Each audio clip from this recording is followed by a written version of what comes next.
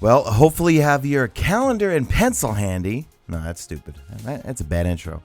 Guys, it is Destiny 2 month for July because there is a schedule we're going to go over in this video and also talk about a real cryptic sentence that Luke Smith talked about regarding the raid. All right, so here's the formal intro. YouTube, what's going on? It's Mesa back at it with some Destiny. All right, guys, IGN, link will be in the description. Here is the schedule for July. All right, so IGN first for July is Destiny 2.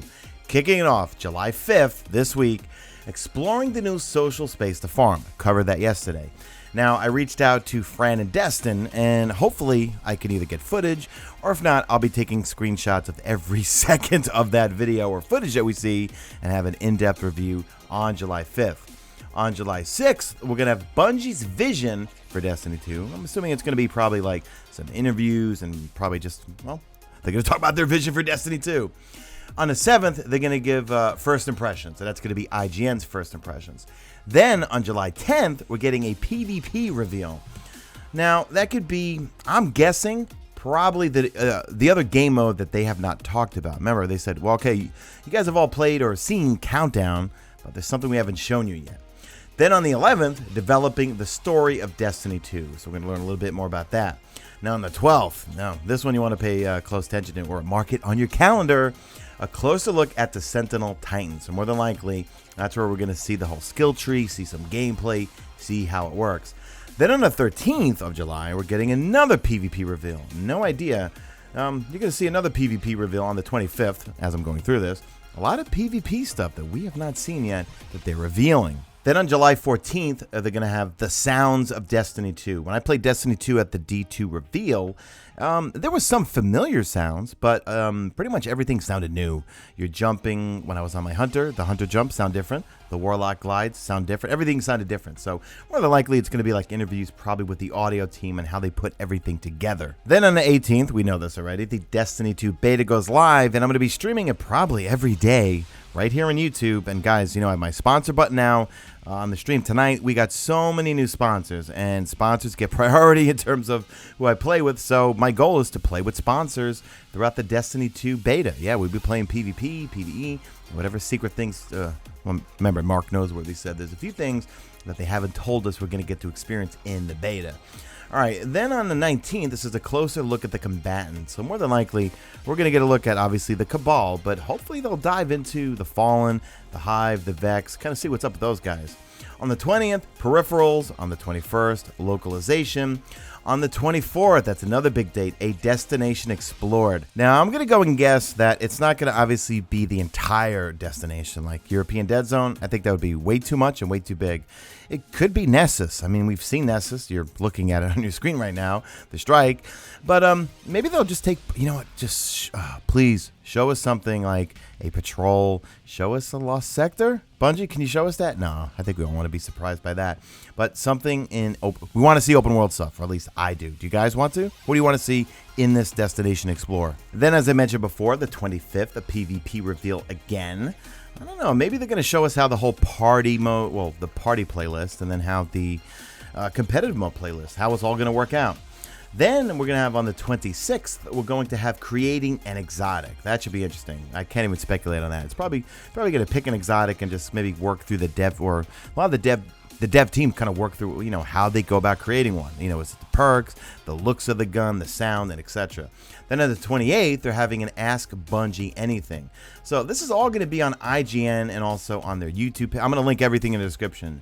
The IGN, obviously, website, IGN's YouTube channels, their Fireteam chat, Destin, Fran, all those guys. You'll link everything in the description. Now, let's talk about a GameRant article that just hit. And Luke Smith talks a little bit about Raid 5, or at least that's what he says in this interview. I'm going to link it in the description.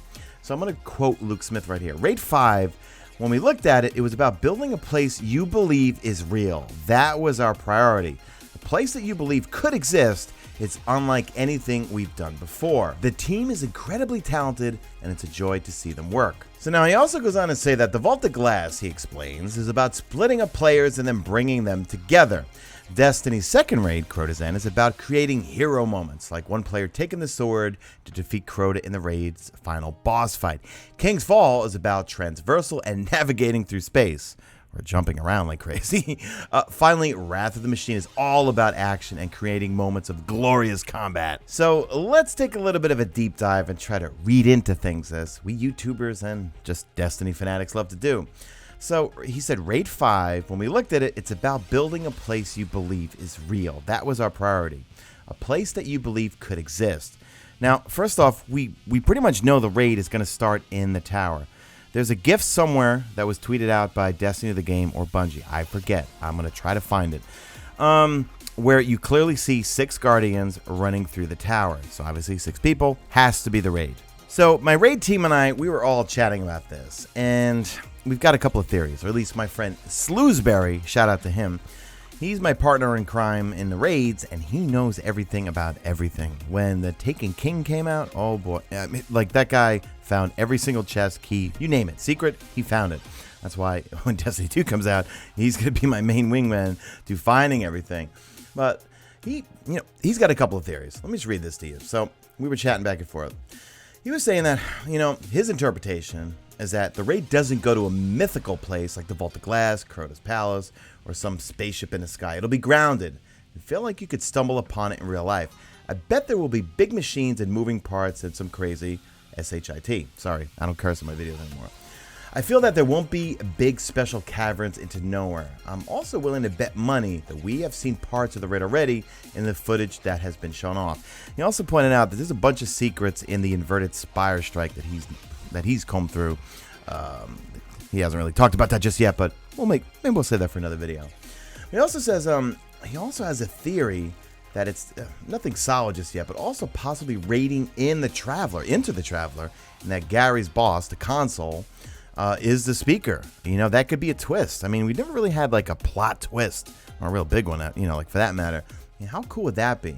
It's a little far-fetched, but you never know. I mean, they really want to blow us away in Destiny 2. What do you guys think of that theory? So that's going to be it for the video, guys, but I really want to hear from you in the questions. What is your theory in that sentence right there? Raid 5, when we looked at it, it's about building a place you believe is real. That's a priority. Another thing we were talking about is, all the previous raids, it's kind of like, okay, you face the boss does one thing, then we do one thing, then the boss does one thing, then we do one thing, then the boss does one thing, and so on, and then the boss eventually dies. They got to change that up. They got to make it just somehow different. How? Let me know in the comment section what you think they could do to make it more interesting and not the same old. All right, stand on platform.